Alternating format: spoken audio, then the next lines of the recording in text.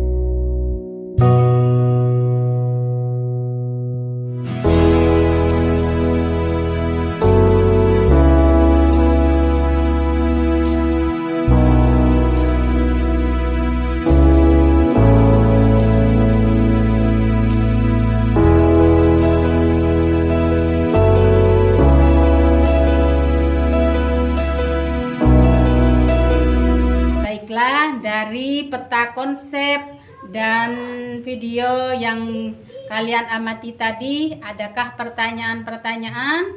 Silahkan kalian pertanyaan-pertanyaannya dikumpulkan dalam satu kelompok. Kemudian kalian berdiskusi, mencari informasi-informasi baik dari buku-buku yang lain, baik dari internet dan lain sebagainya. Silahkan kalian mendiskusikan pertanyaan-pertanyaan dari teman-teman kalian. Silahkan. Apakah sudah selesai? Sudah. Oh, kelompok B sudah. Oh iya. Oh, kelompok C sudah. Oh, yang A dan yang D sudah apa belum? Oh ya sudah, terima kasih. Kemudian Ibu meminta kalian mengaitkan dari yang informasi yang kalian dapatkan, kalian mengaitkan dengan kehidupan kita sehari-hari. Baiklah anak-anakku, kalau sudah semuanya, kalian silahkan dari masing-masing kelompok A, B, C, dan D mempresentasikan hasil kalian di depan kelas. Oh ya, dari kelompok A. Kelompok A diketuai oleh Ardi. Ayo silakan Ardi. Baik, terima kasih, hasilnya bagus dan sangat detail. Kemudian kelompok selanjutnya, oh iya, kelompok B, Roni, yang diketuai oleh Roni. Oh iya, hasilnya juga bagus.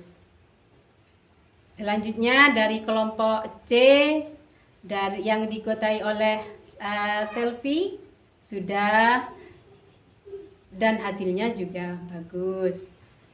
Dan yang terakhir kelompok D. Oh ya, hasilnya juga sangat bagus. Ibu sangat berterima kasih karena kalian ternyata bisa bekerja sama dengan baik. Baiklah anak-anakku sekalian, setelah kalian mempresentasikan hasil diskusi kalian, dapat Ibu simpulkan bahwa apa itu hasad, apa itu takabur, apa penyebabnya, apa bahayanya, dan bagaimana cara menghindari keduanya.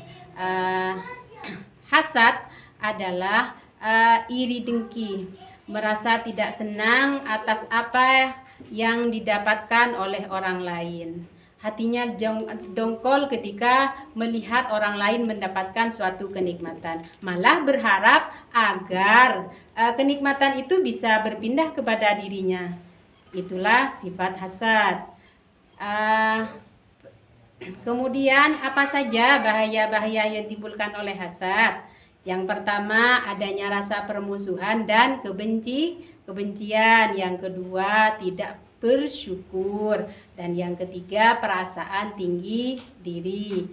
Keempat, kikir atau pelit. Yang kelima, malas untuk bekerja. Itulah sebab-sebab timbulnya hasad atau dengki. Kemudian bahaya apa yang ditimbulkan oleh hasad? Salah satunya adalah merupakan salah satu sifat iblis. Yang kedua, merusak tatanan masyarakat. Yang ketiga, tidak pernah merasa tenang dan selalu merasa gelisah. Kemudian mengarah pada perbuatan maksiat. Dan yang kelima, mengarah pada pelakunya yang untuk masuk neraka. Kemudian bisa menyakiti hati orang lain. Yang kedelapan, menyibukkan pada hal yang tidak bermanfaat. Dan yang sembilan, mematikan bahayanya hasad ini mematikan hati. Dan yang terakhir, membuat pelakunya itu hina di hadapan Allah dan sesama manusia. Itulah bahaya hasad. Lalu bagaimana cara menghindarinya? Setelah Ibu mendengarkan dari dari keempat kelompok di sini, Ibu dapat simpulkan bahwa caranya agar kita terhindar menghindari sifat hasad, yaitu yang pertama menanamkan kesadaran bahwa diri kita ini juga memiliki kelemahan, dan yang kedua menumbuhkan kesadaran bahwa akibat dari hasad itu adalah permusuhan yang mendatangkan malapetaka. Selanjutnya, kita selalu saling mengingatkan, saling nasihat dan menasehati. Kemudian yang keempat, bersikap realistis melihat kenyataan. Dan selalu kita itu mempunyai pendirian dan tidak mudah terprovokasi oleh isu-isu apapun, oleh pembicaraan apapun. Kemudian yang terakhir, kita itu senantiasa berdoa kepada Allah dan meminta perlindungan kepada Allah agar kita dijauhkan dari bisikan-bisikan setan. Itulah cara bagaimana menghindari hasad. Kemudian takabur. Takabur di sini diartikan adalah sombong, sombong itu mengagungkan diri, merasa lebih tinggi daripada orang lain. Selanjutnya, sebagaimana dijelaskan dalam sebuah Al-Quran, dalam sebuah ayat yang diterangkan bahwa tidak diragukan lagi bahwa Allah mengetahui apa yang mereka rahasiakan dan apa yang mereka lahirkan. Sesungguhnya Allah tidak menyukai orang-orang yang sombong. Dari ayat tersebut sudah jelas bahwa Allah sangat-sangat tidak suka kepada orang-orang yang sombong. Itulah sekilas tentang sombong. Kemudian apa saja sebab-sebabnya? Sebab yang pertama, takabur itu orang bisa takabur karena kekuatan fisiknya, sehingga dia menganggap bahwa dengan kekuatannya itu bisa melawan musuh. Dan yang kedua, kelebihan fisik, misalnya seperti tampan, cantik, dan lain sebagainya. Kemudian yang ketiga, ilmu yang dia miliki itu dianggap suatu hal yang sangat, sehingga dia itu merasa lebih tahu daripada yang lain. Kemudian yang keempat, takabur itu bisa saja karena keturunan bangsawan, keturunan ningrat dan sebagainya. Kemudian yang kelima, yang menyebabkan takabur itu bisa karena banyak anak, kemudian bisa karena banyak harta. Itulah sekilas tentang sebab-sebab takabur. Kemudian bahaya apa sih yang ditimbulkan dari sifat takabur ini? Yang pertama, tertipu dengan perasaan dan pendapatnya sendiri. Kemudian yang kedua, kurang sadar bahwa ada kedudukan dirinya itu ada yang mungkin bisa ada yang lebih tinggi kedudukannya. Kemudian yang ketiga, tidak mau belajar kepada orang lain. Dan yang keempat, jika gagal, dia bisa saja melemparkan kesalahan-kesalahannya itu kepada orang lain. Yang kelima, dia itu merasa gembira ketika gagasannya itu hasil gagasannya itu diterima orang lain, dan malah membenci hasil gagasan orang lain. Kemudian yang keenam, dia itu kalau tidak disenangi oleh orang lain membencinya. Kemudian kejiwaannya berlebih-lebihan. Dan yang kedelapan, hilangnya saling menghormati dan saling simpati. Bagus. Kemudian Bagaimana cara menghindarinya? Yang pertama kita harus percaya diri bahwa kita itu memiliki titik kelemahan tertentu. Kemudian yang kedua kita harus sadar dan ingat bahwa Allah itu tidak menyukai kesombongan. Yang ketiga, sadar dan ingat bahwa Allah itu ilmu yang Allah miliki itu tidak lebih tinggi, lebih banyak daripada yang kita miliki. Kemudian yang keempat, sadar bahwa kelebihan fisik yang kita miliki merupakan anugerah yang harus kita syukuri, bukan untuk disombong-sombongkan, karena semuanya hanya bersifat sementara. Kemudian yang kelima, harta bukanlah untuk disombong-sombongkan, karena semuanya adalah titipan. Baiklah anak-anakku, sudah Ibu simpulkan. Ini adalah sekedar kesimpulan dari Ibu. Kemudian tugas selanjutnya adalah kalian mencari kisah-kisah yang berhubungan dengan hasad dan takabur. Sudah mengerti anak-anakku? Oh ya, ada pertanyaan lagi?